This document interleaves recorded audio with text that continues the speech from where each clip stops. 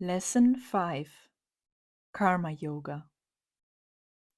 The Yogi philosophy teaches that while there is but one goal for true human endeavor, one end to be sought, still there are different paths to that goal, each path best suited to the particular temperament of the individual.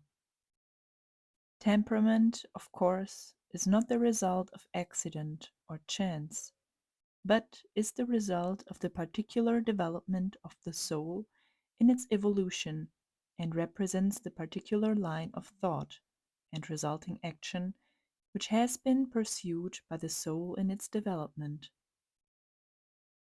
It is a very real thing at each state of unfoldment and forms the line of least resistance for the individual.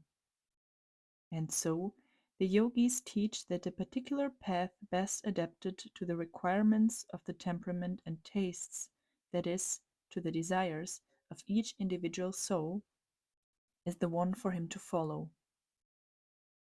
They divide the path of attainment into 3 sub-paths leading up to the main road. They call the 3 paths 1. Raja Yoga, 2nd. Karma Yoga, and 3rd. Gnani Yoga. Each of these forms of yoga being a path leading to the great road, and each fit to be traveled by those who may prefer it, but all leading to the same place. Raja Yoga is the path followed by those who feel inclined to develop the powers latent in man, the gaining of the control of the mental faculties by the will, the attainment of the mastery of the lower self, the development of the mind to the end that the soul may be aided in its unfoldment. Karma Yoga is the yoga of work, the path of action. Gnani Yoga is the yoga of wisdom. In addition to the above mentioned 3 forms of yoga, there is that which is known as Bhakti Yoga, or the yoga of devotion, the path of religious feeling. Some writers treat this path as if it were distinct from the others, a separate path, but we prefer thinking and teaching that it is merely an incident of each of the 3 paths, as we cannot conceive of any student of yoga divorcing his work from the love and devotion to the Absolute, to God. We fail to see how one may follow any of the several yoga paths without being filled with a love and reverence for the great center of all life. In these lessons, we will speak of Bhakti Yogi separately, but we wish to be understood that we do not consider it a separate thing, but we feel that the student of any or all of the forms of yogi must combine Bhakti Yogi with his favorite form of study. In this lesson, we will take up the branch of the subject known as Karma Yoga, the yoga of action, of work. But we must explain that although the necessities and tendencies of the student may make this path the more attractive to him, still he may take a keen interest in the other forms of yogi, such as Gnani Yoga, Raja Yoga, etc. And the students of these other branches must not overlook Karma Yoga as being beneath their notice, for it is a matter which concerns their daily life. And in this Western world, where nearly all men live a life of action, the student must combine the principles of Karma Yoga with his other studies. This lesson will be devoted to Karma Yoga. The next lesson will take up the subject of Gnani Yoga. The one following Gnani Yoga will take up the branch of the subject known as Bhakti Yoga. We will not touch upon Raja Yoga in these lessons, as we are now preparing a separate book upon the branch of yoga. Before considering Karma Yoga, it may be well for us to take a general view of the subject of yoga. What is the end and aim of the teachings and the practices? What does it all mean? What is man seeking for in all these endeavors? What does life and growth and development and evolution mean? These are questions that thinking people are constantly asking, and which but few are able to answer even partially. The Yogi philosophy teaches that the end of all human endeavor in life is to allow the soul to unfold until it reaches union with the spirit. And as spirit is the divine part of man, the bit of God material in him, this union eventually will result in what is known as union with God. That is the bringing of the individual soul into conscious touch and union with the center of all life. Some may think and teach that the end of human life is happiness, and this is true if they mean the real happiness of the soul, the only true happiness. But if they mean the relative and transitory thing, usually called happiness, they quickly find that they are pursuing a will o' the wisp that constantly recedes as they approach it. True happiness is not be found in relative things, for these turn to ashes like dead sea fruit the moment we reach out to grasp them. We may find a certain amount of happiness in the pursuit of things, but when we pluck the fruit, it withers. No matter how high may be the thing pursued in the chase for happiness, the result is the same. Relative things cannot help being relative and constantly fade away. They are creatures of time and space, and while they serve their purposes, they cannot live beyond their time. They are mortal, and like all mortal things, must die. Only the absolute thing remains unchanged and is deathless. And all this struggle and pain and life and effort really is directed toward the unfoldment of the soul that it may recognize its real self. This is what it all means.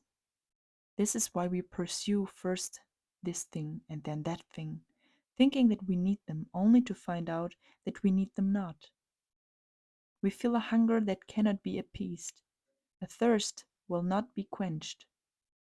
And we try all the experience of life, sometimes feverishly and eagerly, sometimes listlessly and sluggishly, but find them all to be shadows and unrealities. But the hunger and thirst still remain and torment us to further efforts. And this will be so always until we learn that the thing we desire is within us instead of outside of us. And when we learn this lesson, even faintly, we begin to seek intelligently and are changed beings. This is the meaning of life, of evolution. The great majority of the race is engaged in this pursuit of happiness in a blind, unconscious fashion. They run hither and thither, trying one thing after another, hoping to find that intangible something that they instinctively feel will bring them peace and happiness. And although meeting with repeated disappointments, they keep up the search with unabated zeal, being impelled thereto by the unfolding soul crying for that which is necessary to it. As the soul awakens and unfolds through experience after experience, it gradually obtains an intelligent and conscious conception of the true nature of that for which it seeks, and thereafter it follows only the roads which lead to the thing so long sought after, but so recently known to be the sought after thing. Many Western seekers after truth have complained that the philosophies of the East were not adapted to the needs and requirements of the Western student, as the conditions of life were so different in the two parts of the world. This objection, if it were sustained, would be positive proof that the teachings of the East were not sound and true, for any true and sound teaching and philosophy must be applicable to all sorts and conditions of men, irrespective of race, climate, country, occupation, surroundings, or environment. If the teachings are not fitted for the wants of every soul, they are unsound and must be discarded. Even the lowliest, humblest, and vilest of the race must be taken into consideration, or the teaching falls short of being the truth. For even the lowly individual, as well as the most exalted, in the world's estimation, form part of the race and are under the law and cannot be left out. The trouble with these objecting Western students is that they have considered the Eastern teachings to be fit only for those who could spend their life in dreaming, meditating, and in seclusion far away from the busy world. But this is a great mistake. It is true that some Eastern students follow this retired life and obtain great results therefrom. This is their karma, the result of desire and tendencies acquired in their past lives. But no true yogi would think of teaching that this plan was the only one, or even the best one for all students. On the contrary, he recognizes that even in the East a life of activity is right and proper for those who are thrown into it, and that to shirk its duties or run away is a violation of the great law. This being so, it follows that the intense activity of the Western races, all of which is in accordance with well established laws and a distinct and well understood stage of evolution, renders seclusion and retirement literally impossible for thousands of earnest students who must follow the path or plan called for by their karma. And they gladly point out to such students the beauties and advantages of that branch of their philosophy known as karma yoga, which we take up in this lesson. The word karma comes from the Sanskrit word kri, meaning to do, to act. Karma is more frequently used to designate what may be called the effect of actions. In our 14 lessons, we have considered the Eastern teachings of karma under the chapter entitled Spiritual Cause and Effect. In that chapter, we gave you a brief description of the law of cause and effect in the spiritual world, how the effects of actions follow actions, just as actions follow thoughts. The real effect of actions is really the effect of thoughts, as actions result from thoughts. We are what we are today simply because we have done or left undone certain things in our past lives. We have had certain desires and have acted upon them, and the result is manifested today. We do not mean that we are literally being punished because we have done certain things in the past, for punishment, as such, forms no part of the law. But we have desired to do certain things, and have done them so far as we were able, and the inevitable results came in their train. We put our fingers into the fire, and we are now nursing the burn. That's all. These things that we did in the past were not necessarily bad things. We merely may have become unduly attached to certain things, and our attachment and desires have brought upon us certain effects, which effects, while perhaps more or less unpleasant and painful, are good because they teach us that we do not want the thing we had sought, and we will not make the same mistake again. Moreover, once we have had our eyes opened so that we understand the nature of our trouble, the smart of the burns decreases and the hurt fades away. The spiritual law of cause and effect is known in the East as karma. When the Eastern students speak of one's karma, they mean that which has come to the person in pursuance of that law, or that which is attached to him by its operations. Everyone has generated karma, the effects of which are manifesting constantly. There's no reason why we should feel frightened or disturbed at this knowledge.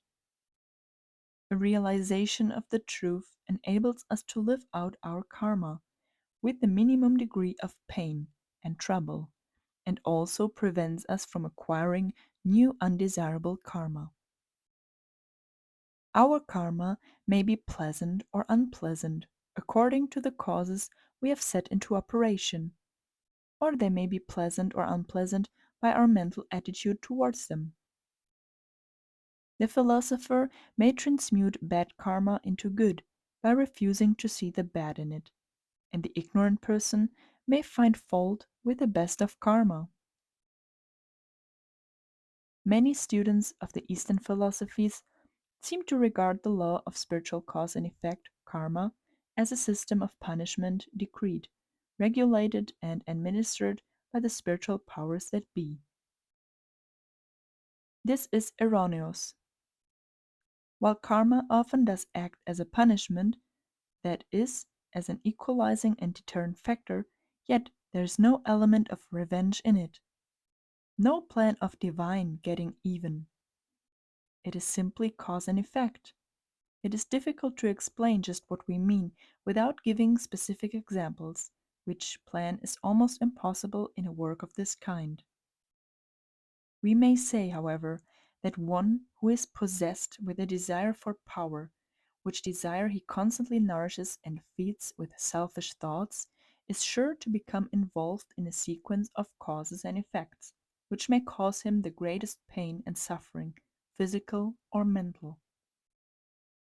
He may attain his desire sooner or later, if his desire be sufficiently strong and persistent, but he is very apt to suffer from unsatisfied longings which have been smothered out by the overruling passion. He may gain this prize at the cost of all else dear to him, or, his desire not being so strong as a like desire in some other minds, he may not attain his goal, but will be ground to pieces in the great mental or psychic machinery which he has helped to set into motion and into which he is irresistibly drawn.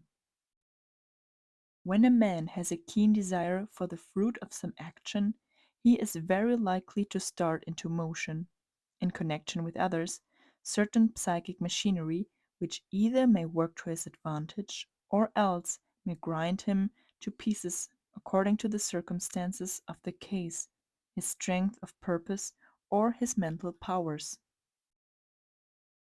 Men are often blown up by their own bombs, or consumed in fires of their own starting. They get mixed into things, and often suffer from that curse.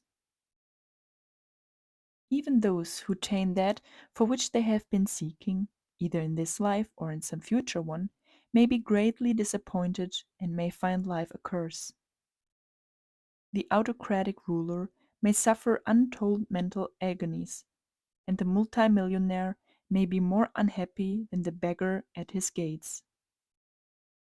But not only is this so, but those who have entered the race and have not been able to keep up with the winners are tossed about, pushed, thrown down, and trampled upon, and otherwise hurt, because they have entered the race.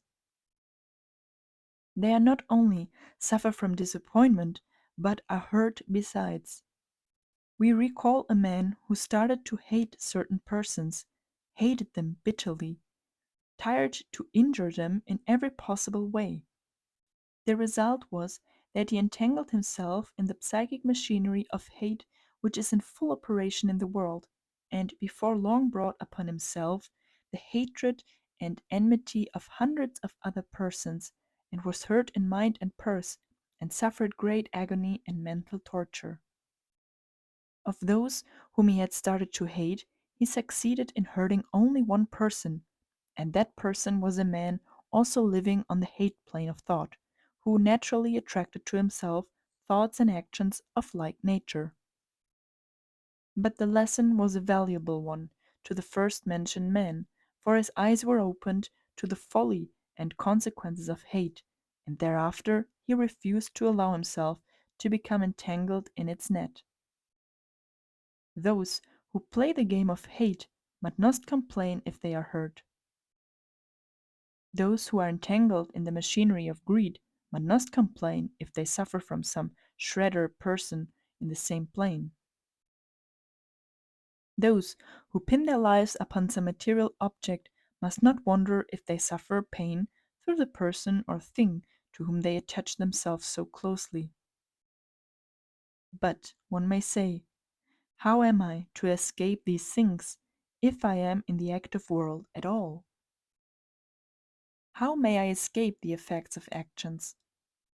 The yogi philosophy answers by taking part in the great game of life, by going through its motions, by doing the best thing possible for you, but all the time remembering that you do not allow yourself to become attached to the fruits of the work.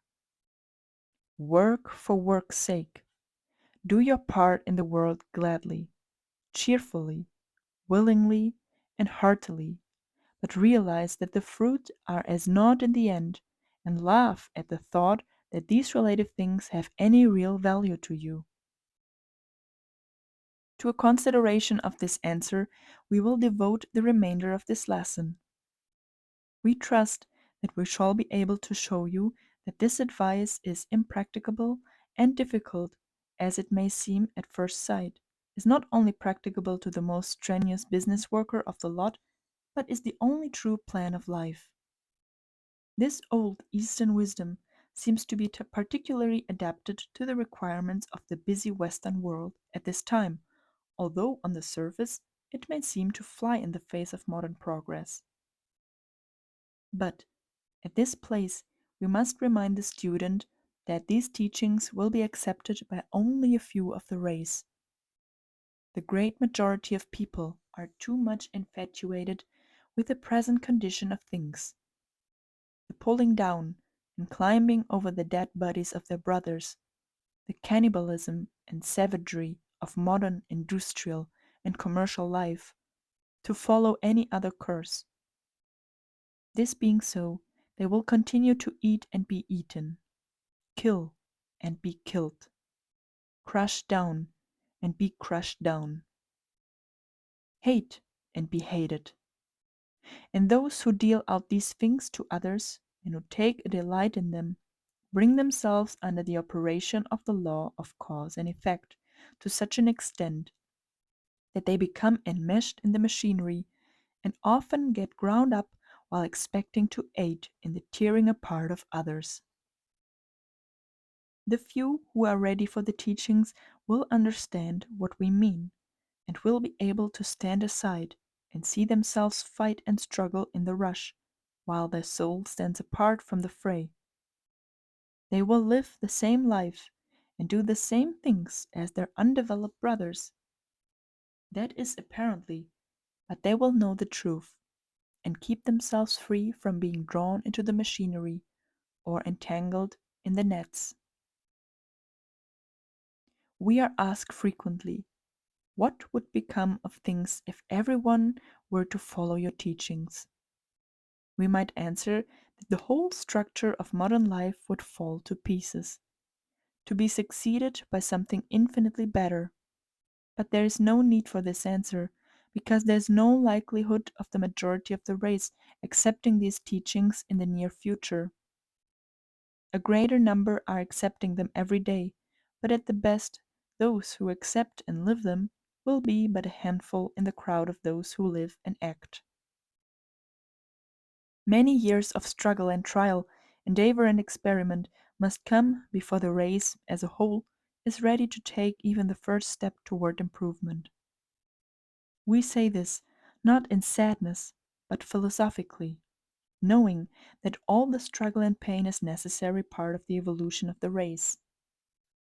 When we speak of these teachings, we do not refer to the particular presentation of the truth given through us, but to the various forms of these teachings which are being given through hundreds of teachers of the various schools at this time. One of the first things to be learned by the karma yogi is that he is a unit in the whole machinery or plan of life. He has his place and must take his part in the work. But no matter how important his position or how responsible a place he is called upon to fill, he is but a unit in the plan and must be willing to be used in accordance with that plan.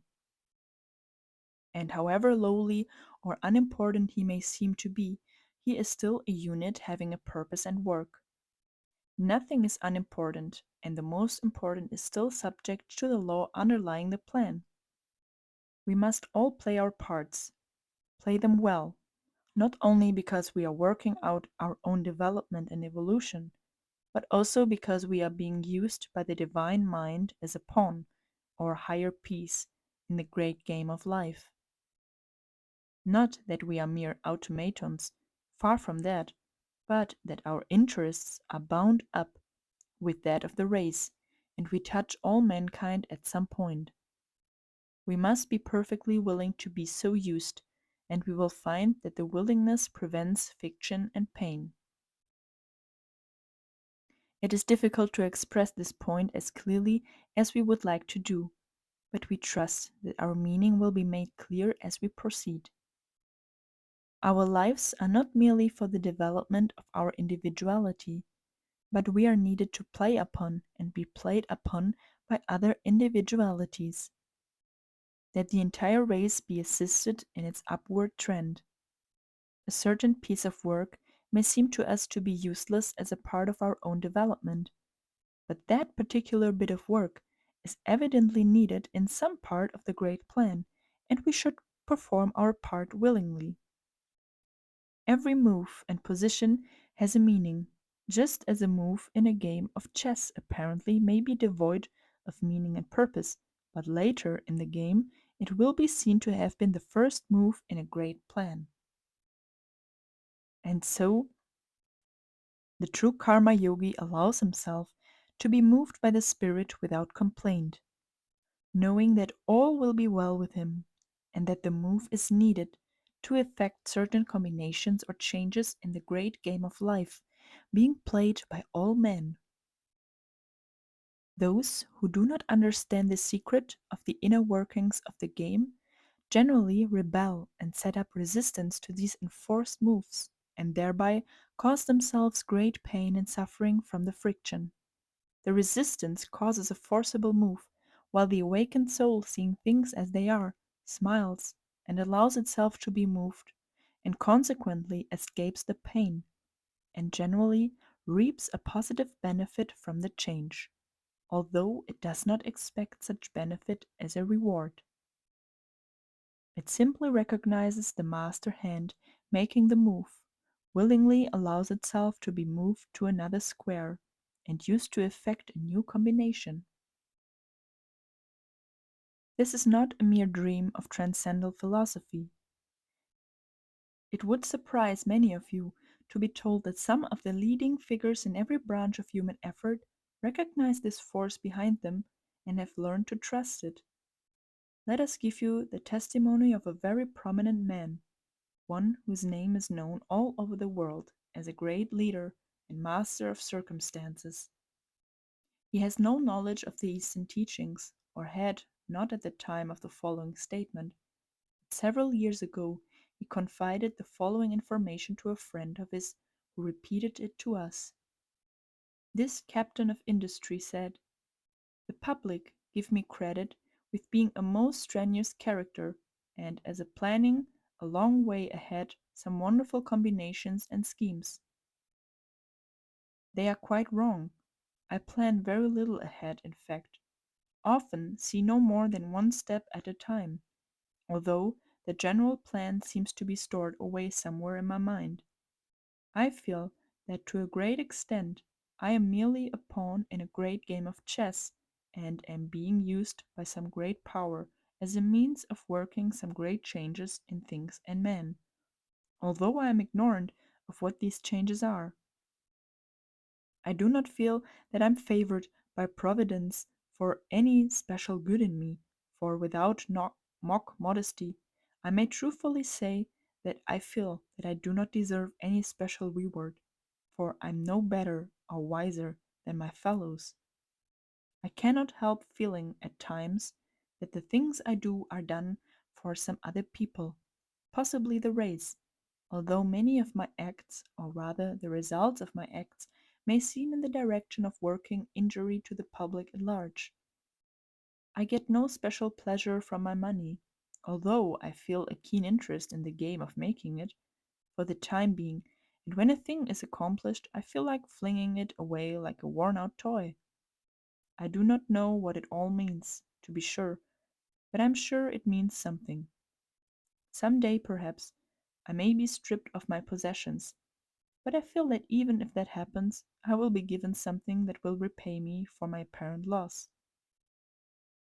I noticed this thing early in life, and I soon learned to be led or moved by it, whatever it is. When I resisted, I found that I was hurt somehow, but that when I allowed myself to be moved without resistance, I was successful. Sometimes I laugh to see how the public regard my achievements when really I have been merely a checkerman or pawn in some great game, the mover of which I do not know, and of whom I have no reason to believe myself a special favorite. This man unconsciously stumbled upon one of the principles of karma yoga, that principle which is known as the secret of work. He cares little for results, for the fruit of his work, although he feels a keen interest in the game while it is being played. He does not seem to be attached to the fruit of of his work, although this is not apparent to those who view him from a distance. He feels that he is a cog in the great machinery, and is willing to play his part.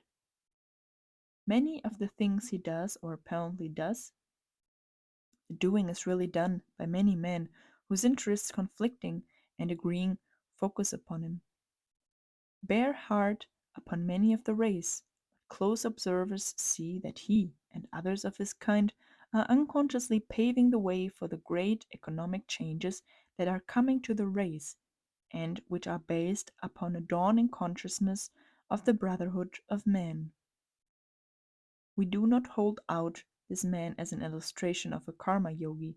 He is not that because he lives the life unconsciously and without understanding, while the karma yogi is fully conscious of what it all means and understands the causes behind it. We merely cite this case as an illustration of its common occurrence. Many others in all walks of life are practicing some of the principles of karma yoga more or less unconsciously.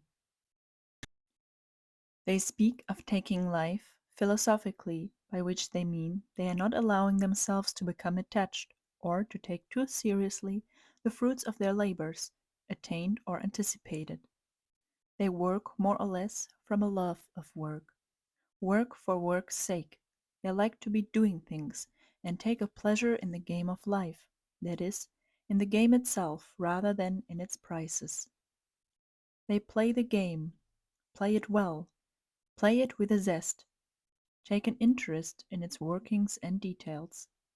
But as for the trumpery prizes that are to be awarded to the winner, they want none of them. Let those who value those things have them. The real player has outgrown such childishness. Fame, position, prestige, the world's cheap favors are despised by the strong man. They see them as the baubles that they are. They leave such things for the children.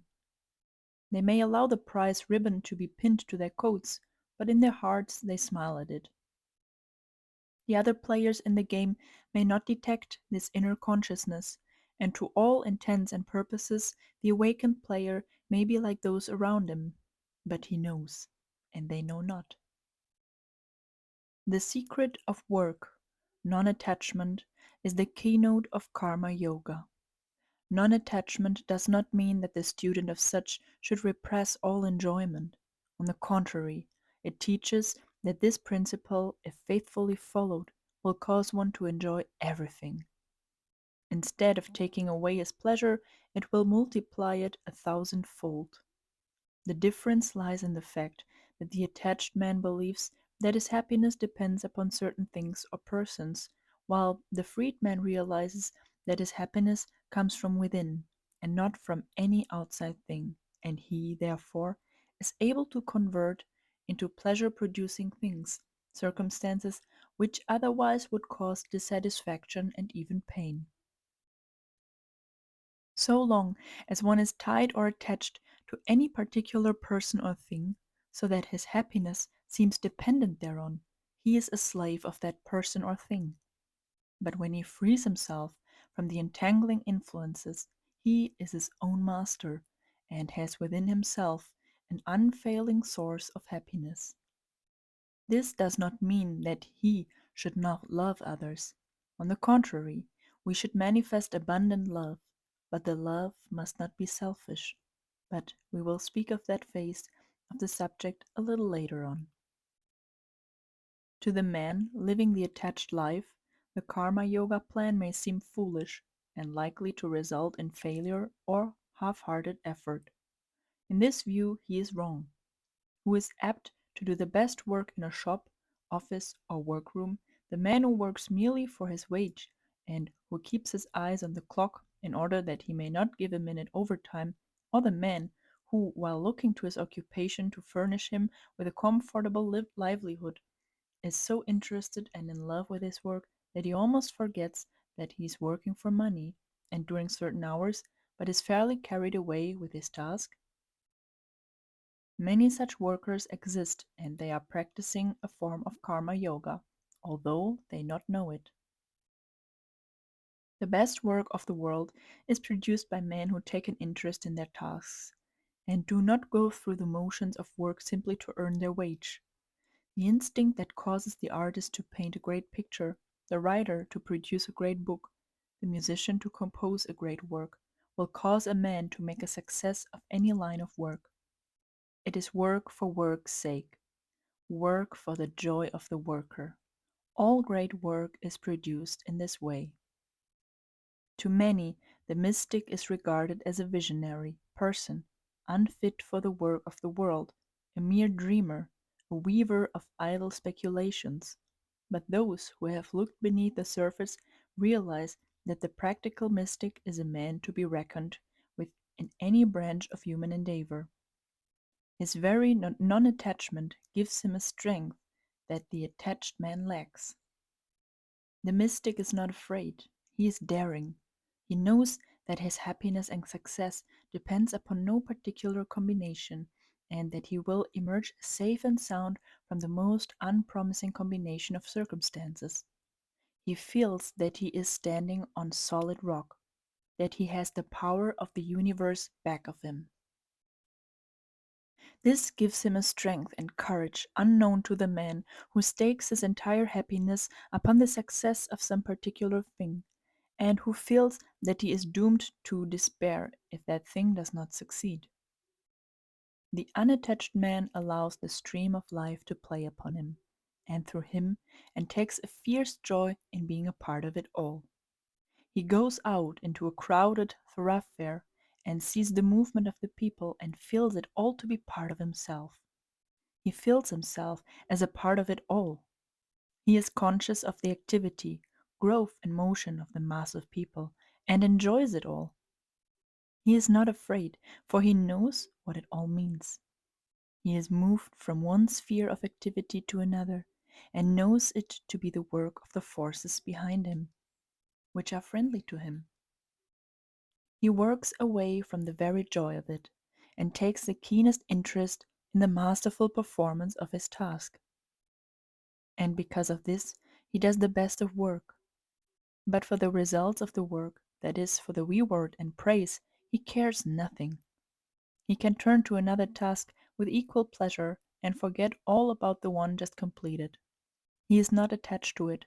It has not entangled him in its meshes.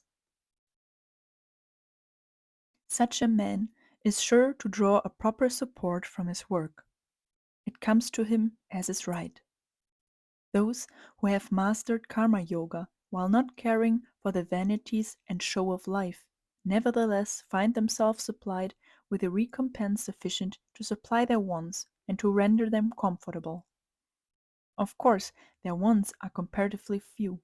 Their tastes are always simple and manifest in the desire for fewer things, but better ones.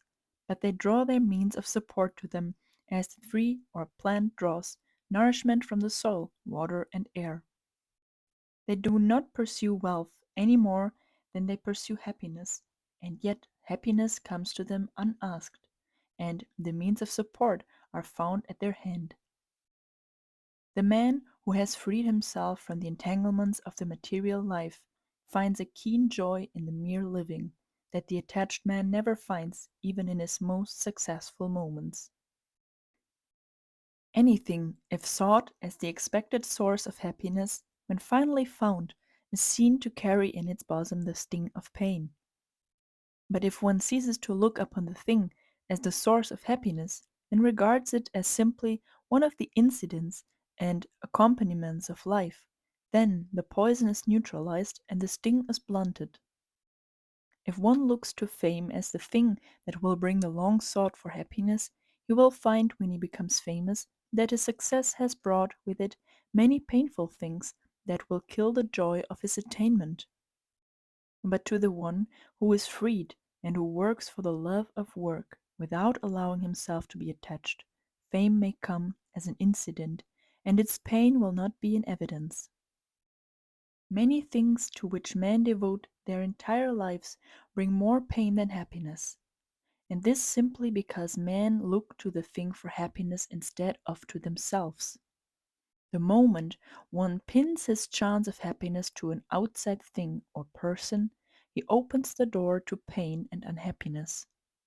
For no outside person or thing can satisfy the longings of the soul, and the disappointment which will come, and which must come of necessity from such dependence upon person or thing, causes pain and sorrow instead of the expected happiness. Even love, that noble emotion, is the source of pain to the attached person. The Yogi philosophy preaches the doctrine of love, more love, still more love, and yet it also teaches that when love is selfish, it brings pain in its train. When we say we love a person, we usually mean that we wish that person to love us and are unhappy if that love is denied. True love is not like this. Unselfish love flows out toward the loved one and asks nothing in return. Its joy lies in the happiness of the loved one rather than in the selfish demand for a return of the love. True love is constantly saying to itself, "Give, give, give," while the selfish material love is continuously demanding of the other person, "Give, give, give to me." True love radiates like the sunlight, while selfish love would draw to itself like the whirlpool. If one loves another in such a way that if the other's love be withdrawn all happiness will fade out of life, then that first person is the slave of circumstances, slave of the other's emotions or passions. He is attached in such a way that he must suffer the pain of disappointment, neglect, or change. And he usually has such pain come to him, for such a love, being mortal, must die, and its death will bring great pain and suffering to the one who relies upon it for happiness. The love of the freed and unattached person is different.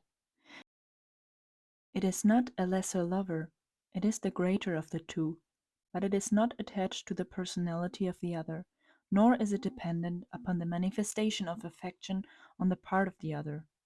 It is love, pure love, and not the passionate, selfish thing that passes current as the real thing of which it is merely a base counterfeit. Edward Carpenter says of love, "Who loves the mortal creature, ending there, is no more free. He has given himself away to death." For him, the slimy black form lies in wait at every turn, befoling the universe. Yet he who loves must love the mortal, and he who would love perfectly must be free. Love, glorious though it be, is a disease as long as it destroys or even impairs the freedom of the soul. Therefore, if thou wouldst love, withdraw thyself from love, make it thy slave, and all the miracles of nature shall lie in the palm of thy hand.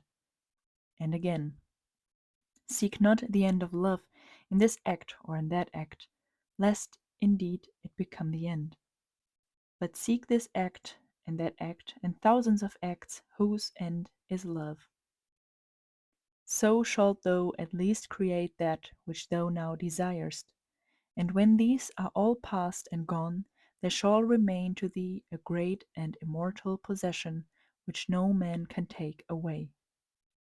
In lesson 1 of this course, we refer to the first precept of the first part of the manual, "Kill out ambition," and to the fourth precept of the same part, work as those work who are ambitious, this apparently paradoxical statement of truth gives the keynote of work without attachment.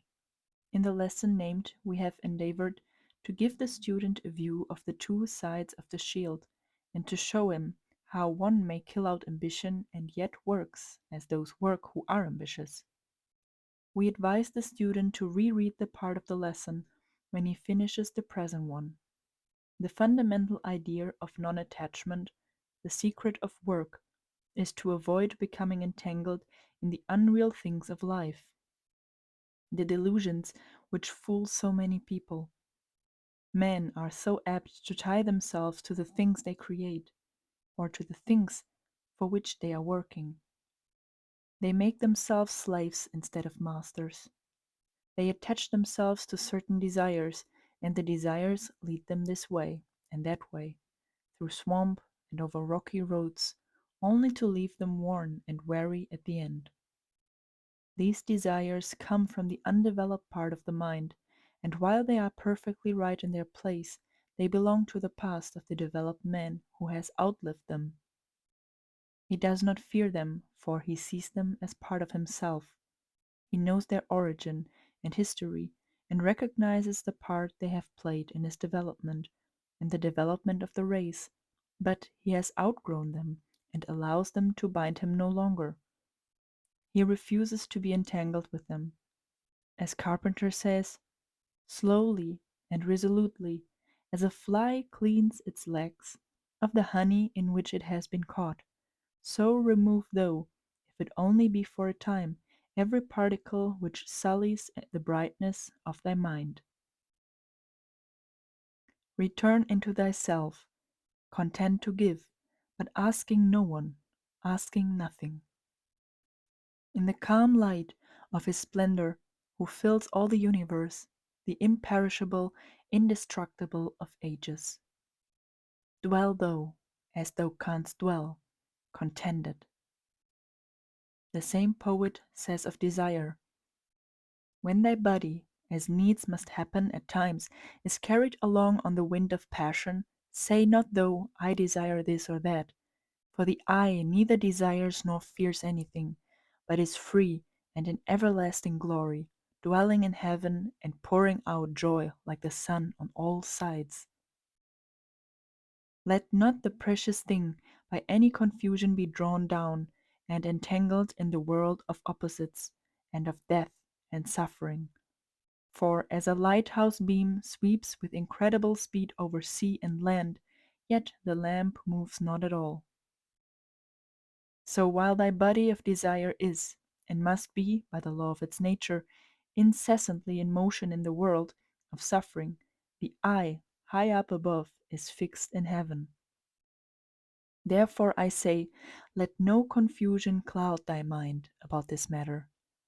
But ever when desire knocks at thy door, though thou grant it admission and entreat it hospitality, as in duty bound, fence it yet gently off from thy true self, lest it should tear and rend thee. The Karma Yogi recognizes work and life as what they are, and is not deluded by the popular misconceptions of these subjects. He sees fallacy of the popular idea that work is a curse placed upon mankind. He sees it, instead, as one of the great blessings and privileges of the race. He realizes the benefits and happiness that spring from work when performed free from attachment, and he accordingly makes use of it. When perplexed or disturbed from any cause, he finds relief in his work. He finds it a great help in overcoming the temptations of the lower part of his nature, and a wonderful aid in helping him to meet the new problems that are constantly presenting themselves to him.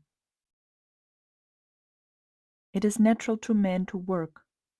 It is a manifestation of the divine creative power manifesting through him. It is the desire for expression and unfoldment. If thy soul recoil from the sight of the vanities of the world, from its hollow ideals and aims, from its cruelty, from its injustice, from its blindness, From the puppet show play, manifest on all sides to one who sees and thinks, rest thyself for a moment, retiring into the silence of the inner chambers of thyself. Do not be discouraged. Do not feel like withdrawing from it all. Do not cry out in anguish and sorrow. You have a work to do, and no one can do it so well as you. Your life has a meaning, a purpose. So go back again into the midst of the fray. Play well thy part. Do the tasks set before you today. Do the duties that seem proper for your doing. It is all a part of your soul development and the development of the race. Let not the hollowness and worthlessness of it all dishearten and disgust you. It all means something, but beware of becoming entangled in the fruits of your action, in the desire for reward. Keep your eyes clear and your mind unclouded. Do not think that you may keep out of the fight, but as the light on the path says, and though thou fightest, be not thou the warrior. If thy karma has set thee in the midst of action, act. It is thy only chance of working out of the conditions that fret and disturb thee. You cannot run away from your karma. You must exhaust it, work it out. You will be repaid in the end. This question is beautifully treated upon in the great Sanskrit poem, the Bhagavad Gita. The Prince Arjuna complains of being forced in the battle of life and beseeches Krishna to relieve him of the duty. Krishna tells him his duty and urges him to perform it. Edwin Arnold has translated this poem into that beautiful English poem, The Song Celestial. Arnold's poem makes Krishna say to Arjuna, "No man shall escape from act, by shunning action, nay, and none shall come by mere renouncements unto perfectness, nay, and no jot of time at any time. Rests any actionless, his nature's law compels him, even unwilling, into act, for thought is act in fancy. He who sits suppressing all the instruments of flesh, yet in his idle heart thinking on them, plays the inept and guilty hypocrite. But he who, with strong body serving mind, gives up his mortal powers to worthily work, not seeking gain, Arjuna, such a one is honorable. Do thine allotted task. Work is more excellent than idleness. The body's life proceeds not, lacking work. There's a task of holiness to do, unlike world-binding toil, which bindeth not the faithful soul. Such earthly duty do free from desire, and thou shalt well perform thy heavenly purpose. We know of no better words with which to close our lesson than those of Edwin Arnold in the poem above mentioned. We consider these lines among the most beautiful ever written in the English language. You will do well to commit them to memory. Never the spirit was born. The spirit shall cease to be never. Never was time, it was not. End and beginning are dreams. Birthless and deathless, and changeless remaineth the spirit forever. Death hath not touched it at all, dead though the house of it seems. If you can but grasp the true spirit of these words of Arnold's and make them a part of your consciousness, you will need no further instruction in karma yoga. You will lead the life instinctively and will be able to see things as they are, and not as they seem to be when seen through the veil of delusion. Such knowledge will lead you to a realization of the real self, and that, once attained, the rest will be made plain. May these words and the thought bring you peace.